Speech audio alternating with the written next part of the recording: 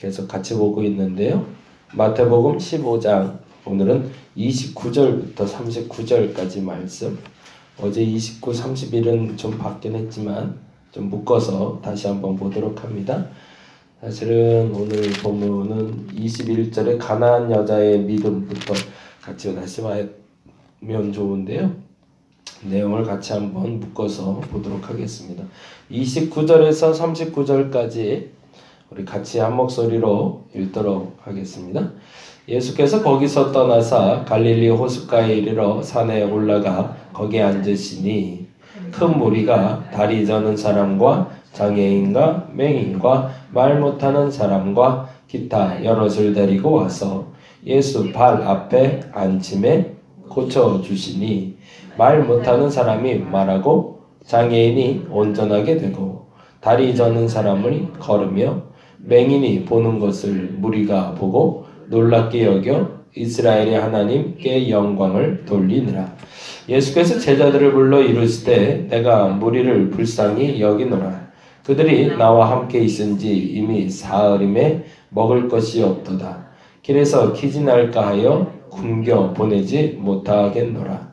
제자들이 이르되 광야에 있어 우리가 어디서 이런 무리가 배부를 만큼 떡을 얻으리이까. 예수께서 이르시되 너희에게 떡이 몇 개나 있느냐. 이르되 7개와 작은 생선 2마리가 있나이다 하거늘 예수께서 무리에게 명하사 땅에 앉게 하시고 떡 7개와 그 생선을 가지사 축사하시고 떼어 제자들에게 주시니 제자들이 무리에게 주매 다 배불리 먹고 남은 조각을 7 광주리에 차게 거두었으며 먹은 자는 여자와 어린이 외에 4,000명이었더라. 예수께서 무리를 흩어 보내시고 배에 오르사 마가단 지역으로 가시니라. 아멘. 예수님의 동선을 지금 계속 쫓아다니고 있는데 21절에 예수께서 가셨던 장소가 예수께서 거기로 나가사라고 되어 있고 두로와 시돈 지방이라고 되어 있잖아요. 거기 여기 이렇게 나오니까 자꾸 헷갈리는데 두로와 시돈으로 간 이유는 세례 요한의 죽음 이후 헤롯이 예수를 만나고자 했기 때문입니다. 그건 헤롯이 예수를 죽이고자 함은 아니었지만 오히려 예수는 그거를 떠나서 어디로 가고 있는 거죠? 이방 지역으로 가고 있는 거거든요. 이 두로라는 동네는 갈릴리 바다 그 위쪽, 그러니까 이스라엘로 따지자면 저 위쪽 동네를 얘기합니다. 위쪽 꼭대기 동네인데 그 먼 곳까지 예수께서 가 계셨다는 겁니다. 그래서 이제 학자들 얘기는 예수님이 쉬러 올라갔다라고 얘기를 하는데, 그래서 마가복음에 봐도 마가복음에 한 집에 들어가사라고 되어 있는 걸 보면 어찌 보면은 사역을 위해서 가신 자리라기보단 잠시 머물기 위해서 간 장소가 맞았던 것 같아요. 근데 거기서 재미난 일이 벌어진 것이 이 가나안 여인을 만난 사건이 나타난 거죠. 근데 이 가나안 여인에 대해서 어제 설명하면서 말씀드렸던 것처럼 가나안 여인은 이방 여자였습니다. 그리고 그 뭐 이스라엘 사람들로 눈높이에서 보자면 그것던 거죠. 여자고 이방인이고 그러면 뭐 이미 더 이상 생각할 필요가 없는 거죠. 만나지 않아도 될 사람들. 그리고 굳이 그들에게 신경 안 써도 될 사람들. 근데 굳이 제자들까지도 이 여인에게 마음을 주고 있었다는 거죠. 그만큼 그 여인의 행색이 우리가 보기에 초라해 보이지 않고 정숙해 보였고, 그리고 나름대로 고귀한 인품의 사람으로 보였기 때문이라는 거죠. 그런데 그 말을 들은 제자들 입장에서도, 그 모습을 보고 있는 제자들 입장에서도 그 여인과 함께 무엇을 하고자라고 애쓴 것은 아니라 단지 병을 고쳐서 보내달라고. 근데 그때 예수께서 단호하게 얘기하시죠. 아니라고. 왜 아니라고? 그 부유함이 다른 가난한 사람보다 앞설 수 없다라는 거죠. 그래서 그 여인이라 표현되어 있지만 그 여인의 부유함이 너희들의 눈높이를 낮추고 높이는 조건이 되어서는 안 된다라는 것을 알려주시고, 심지어는 근데 그 여인에게 직접 그 얘기를 하자 그 여인이 그 가슴에 아픈 상처를 떠안으면서도 그 딸을 위해서 기도하게 되었고, 그 기도의 외침은 예수를 통해서 기적을 가져오게 되죠. 그래서 오늘 본문에 쓰여 있는 것처럼 그 즉시 그 병이 나으니라 라는 표현으로 나오고 있습니다. 근데 그 다음이 재밌는데요. 예수께서 거기서 나가서 두로와 시돈 지방에 들어가시니 란 다음에 29절에 그 여인의 딸을 고친 후에 또다시 이렇게 표현하고 있습니다. 29절에 보니까 뭐라고 되어 있죠? 예수께서 거기서 떠나사라고 되어 있어요. 그럼 거기는 어딜까요? 두로와 시돈 지방이겠죠. 두로와 시돈을 떠나사 갈릴리 호숫가에 이르러 산에 올라가 거기 앉으시니라고 되어 있는데 그 다음에 요 표현을 마가복음 7장에서 다시 한번 똑같이 만나게 됩니다. 한번 볼까요? 마가복음 7장.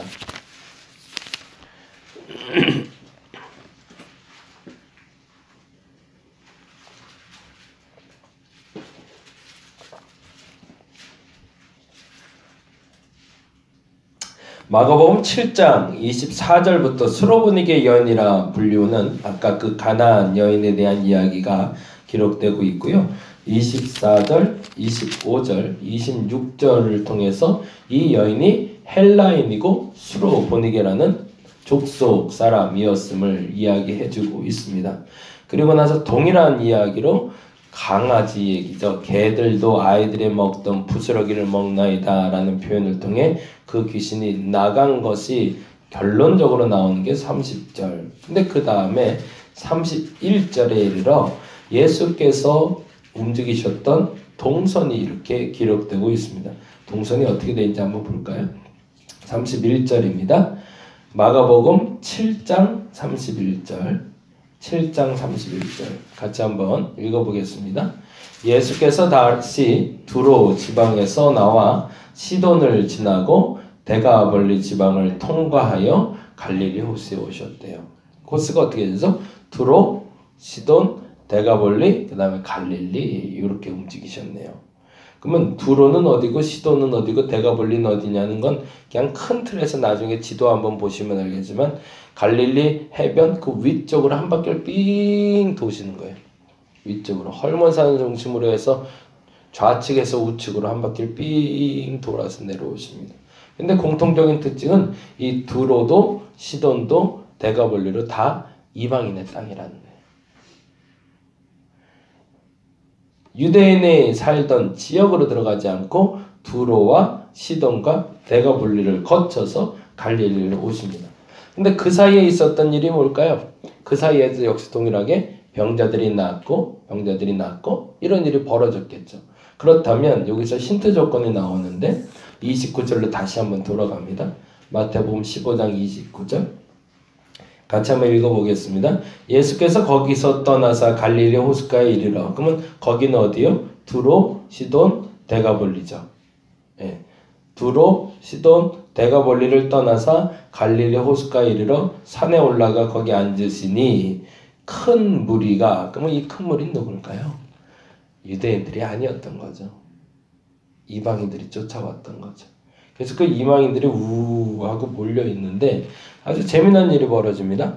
다리 저는 사람, 장애인, 맹인, 말 못하는 사람, 기타 여럿이라고 되어 있는데 기타 여럿은 거기서 굳이 설명할 필요 없이 수많은 다른 병자들을 얘기하겠죠. 그런데 다리 저는 거는 우리가 뭔지 알 것 같아요. 다리 저는 게 뭐죠? 그냥 다리 쩔뚝발이 아니면은 다리 하나가 좀 짧은 사람 정도. 장애인 그리고 맹인은 눈먼 사람이겠고요. 말 못하는 사람 우리가 말하는 대로 그런 분들을 얘기하겠죠. 그럼 장애인은 뭘 얘기할까요? 옛날 개역 한글판 성경에는 불구자라고 되어 있어요. 장애인은 수족이 없는 사람을 얘기합니다. 손발이 없는 사람. 근데 재미난 일이 벌어지죠. 이건 재미나다는 표현이 맞는 것 같아요. 다리 저는 사람, 그리고 장애인, 맹인, 말 못하는 사람이 왔는데 근데 어떻게 됐냐면 예수의 발 앞에 앉힘에 고쳐주시니까 31절에 말 못하는 사람은 말하고 장애인이 어떻게 됐대요? 온전하게 됐대요. 그럼 어떤 일이 벌어진 거예요? 수족이 생겼다는 거예요. 이거 말이 안 되는 일이 벌어지고 있는 거죠. 이 사건을 보고 있는 이방인들이 안 몰려올 수가 없는 거죠. 그냥 벙어리, 눈먼, 분들, 이거 벙어리란 표현 쓰지 말라고 그랬는데 이런 단어들이 되게 안 좋은 표현이라고 그랬는데 제가 죄송합니다. 용어 정리가 잘 안 돼서. 어찌됐든 말이 못하는 사람이 말하기 시작하고 듣지 못하는 사람이 듣기 시작하고 보지 못하는 사람이 보게 되는 것 정도는 그래도 우리의 이성적인 생각에서는 공감이 되고 이해가 되는데 어느 날 갑자기 보니까 손이 없던 사람들이 예수께 나오면 손이 생기고 발이 없던 사람이 예수께 나오면 발이 생기더라는 거죠. 그러니까 이런 일이 벌어지니까 이 사건을 보기 위해서 사람들이 몰려오기 시작하는데 유대 지경 안에 있었던 이방인들이 온 무리들이 몰려와서 큰 무리를 이룬 상태가 되었다는 얘기입니다. 그러니 그들의 고백이 이렇게 되는 거죠. 31절에 보니까 읽어봅니다. 말 못하는 사람이 말하고 장애인이 온전하게 되고 다리 저는 사람이 걸으며 맹인을 보는 것을 무리가 보고 놀랍게 여겨 뭐라고 되어 있죠? 이스라엘의 하나님께 영광을 돌렸대. 그냥 그들의 하나님께가 아니라 나의 하나님께가 아니라 누구의 하나님? 이스라엘의 하나님. 그러면 그들에게 하나님은 이방 사람들에게는 다른 분이니까. 그래서 그들의 하나님께 경배하고 있는 이방인들을 만나게 됩니다. 그리고 똑같이 예수께서는 제자들을 불러서 다음과 같이 이야기하십니다. 32절 보겠습니다. 예수께서 제자들을 불러 이르실 때 내가 무리를 불쌍히 여기노라. 그들이 나와 함께 있은지 이미 사흘임에 먹을 것이 없도다. 길에서 기진할까요? 굶겨 보내지 못하겠노라. 그러니까 결국에 돌아갈 곳이 있는 분들이었던 거죠. 그렇죠? 그곳에 사는 사람들이 아니었으니까. 그런데 재미난 건 오병이어의 사건과는 조금 다른 장면인데 오병이어로 잠깐 가보면 14장인데요. 14장 13절부터 한번 보겠습니다. 똑같은 사건처럼 보이는데 다른 모습이 하나가 보입니다. 예수께서 들으시고 배를 타사 14장 13절 예수께서 들으시고 배를 타고 떠나서 따로 빈들에 가시니 무리가 듣고 여러 고을로부터 걸어서 따라온지라. 이건 유대인들이죠. 예수께서 나와서 큰 무리를 보시고 불쌍히 여기사 그 중에 있는 병자들을 고치시니라. 이거 병자들을 데려온 게 아니라 그 중에 있었던 병자들을 고치셨던 건데 그런데 15절에 이렇게 되어 있습니다. 15절 읽어볼까요? 저녁이 되매 제자들이 나와 이르되 누가 말하는 거죠? 제자들이 말합니다. 누구에게? 예수에게. 뭐라고요? 이곳은 빈들이요 때도 이미 저물었으니 무리를 보내어 마을에 들어가 먹을 것을 사 먹게 하소서라고 얘기해요. 누가 요청하는 거죠? 제자들이 요청합니다. 근데 지금은 아무도 요청하지 않아요. 그들 마음속에 이 이방인에 대한 개념은 깨지질 않는 겁니다. 아무리 병자를 낫게 해주던 수로보니게 여인을 만났던 그들의 마음속에 똑같은 오병이어의 기적을 경험했음에도 불구하고 그들 마음속에 그들을 굳이 먹여야 될 대상으로 보지도 않았고 그들에게 그렇게 마음 씀씀이를 쓰고 있지 않았던 거죠. 제자들은. 그러니까 근데 제자들의 마음이 들키는 장면이 아까 읽었던 15장 부분인데 15장의 34절 보겠습니다. 34절 같이 읽어보겠습니다. 예수께서 이르시되 너희에게 떡이 몇 개가 있느냐. 그건 뭐죠? 제자들은 자기 먹을 떡은 갖고 있었던 거죠. 내 건 있으니까 남 배고파도 그래도 참을 만한 겁니다. 근데 사흘 동안 그들은 먹지 못했던 거죠. 예수님의 눈높이는 어디에 있는 거죠? 이방인들에게 가고 있는 거죠. 계속. 그러니까 사실은 이 수로보니게 여인이나 가나안 여인이 이방인이기 때문에 경멸하셨던 예수가 아니라 이 우선순위를 깨고자 했던. 왜 그랬을까? 사실은 16장부터 이제는 십자가 얘기가 시작돼야 되기 때문에 그렇습니다.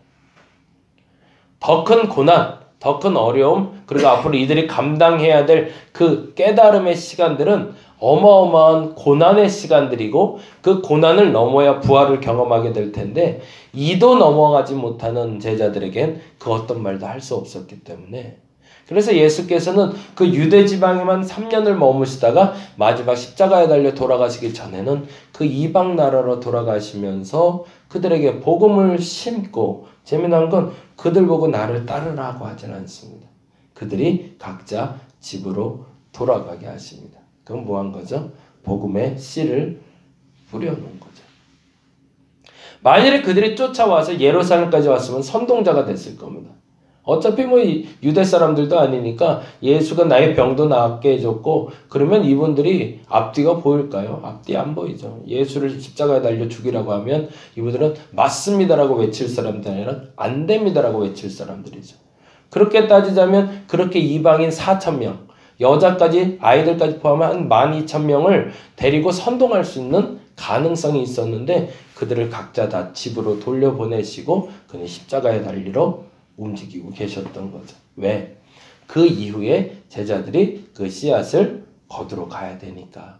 근데 그들이 알고 있었던 예수, 그들이 알고 있었던 제자들과 어떤 일이 오병이어 사건 그리고 칠병이어 사건을 경험했던 나와 너가 있기 때문에 복음의 씨앗이 심겨질 수 있는 깃틀이 마련이 되던 거였던 거죠. 저와 여러분이 할 수 있는 일이 무엇인지를 점검해 볼 수 있기를 바랍니다. 앞서 말씀드린 대로 우리는 문제가 해결되기 위해서 예수께 나오는 게 죄송하지만 아닙니다. 사명 때문에 나오는 겁니다. 그 문제 해결을 통해서 나는 복음의 씨앗을 심을 수가 있어야 됩니다. 그래서 예수께서도 그렇게 얘기하십니다. 누군가는 심고 누군가는 거둘 거라고. 사도 바울이 그 얘기를 했죠. 누군가는 심을 겁니다. 그리고 누군가는 뿌릴 겁니다. 누군가는 거둘 겁니다. 예수께서도 직접 거두는 씨만 뿌린 것은 아니었다는 겁니다. 그리고 4,000명을 먹이신 후 그들과 떠나서 그분은 예루살렘으로 들어갔습니다. 학자들의 얘기대로 예수님이 헤롯이 무서워 피난 갔던 거라면 예루살렘으로 들어갈 필요가 없었겠죠.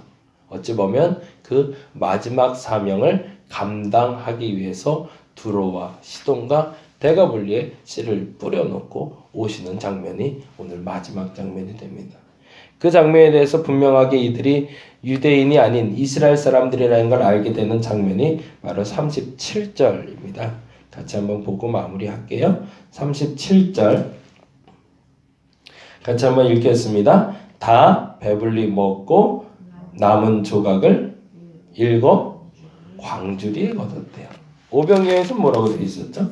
오병이어 볼까요? 14장 20절 14장 20절 같이 읽어봅니다. 다 배불리 먹고 남은 조각을 12 바구니에 거뒀대요. 바구니는 이스라엘 사람들의 뭐라고 그러죠? 들고 다니는 것을 바구니라고 부르고요. 이방 사람들이 들고 다니는 걸 광주리라고 불렀습니다. 명칭이 아예 다른 거죠. 들고 다니는 게 달랐던 사람들. 그래서 이 예표를 통해서 이방인에게 복음이 전파되고 있었음을 마태는 기록하고 싶었던 겁니다. 그래서 유대인들만을 위해서 오신 예수가 아니라 이방인도 위해서 오신 예수. 그 예수께서 그 씨를 이방에 뿌려놓고 다시 예루살렘으로 들어가셨다고. 우리도 문제 해결이 목적이 아니라 씨를 뿌리는 사람이 되어야 한다고 마태는 우리에게 이야기해주고 있습니다. 저와 여러분이 사명을 감당할 수 있기를 간절히 바랍니다. 물론 문제도 해결해 주실 겁니다. 장애인들, 손이 없는 사람도 손이 나온대요. 떡 7개만 있어도 4,000명이 먹을 수 있답니다. 어떤 사람들에게? 믿음이 있는 사람들에게. 그리고 그 복음을 전할 수 있는 저와 여러분 되시기를 간절히 바랍니다. 기도하겠습니다. 하나님은 내게 문제 해결하라 하지 않습니다. 문제 해결의 열쇠는 물론 예수께 있지만 그게 목적지가 아니기 때문에 그렇습니다. 오병이어의 사건, 칠병이어의 사건을 경험한 사람들을 데리고 갔다면 예수께서는 죽지 않을 수 있었습니다. 십자가에 굳이 달리지 않아도 영웅될 수 있었고, 근데 영웅되는 게 목적이 아니라 복음 전하는 게 목적이었던 예수께서는 그 좋은 씨앗들을 다 이방인에게 나눠주시고 이제는 다시 예루살렘으로 향하십니다. 죽으러 가는 길입니다. 십자가에 달리러 가는 길입니다. 왜? 그들을 진짜 살리기 위해서 그 일을 예수께서 감당하고 계십니다. 우리가 그렇게 하여 주시옵소서. 우리의 문제 해결을 위해서 기도하기를 보다 문제 해결을 놓고도 기도해야 되지만 주의 사명 감당하기 위하여 기도하는 자들 되게 하여 주옵소서. 뿌려야 될 그곳에 씨를 뿌리게 하여 주옵시고 거두는 자는 따로 있다 할지라도 내가 해야 될 사명 그 사명일진데 복음을 뿌리는 자가 되게 하여 주시옵소서. 감사합니다. 고마우신 예수님 이름으로 기도드렸습니다. 다 같이 기도하고 돌아가도록 하겠습니다.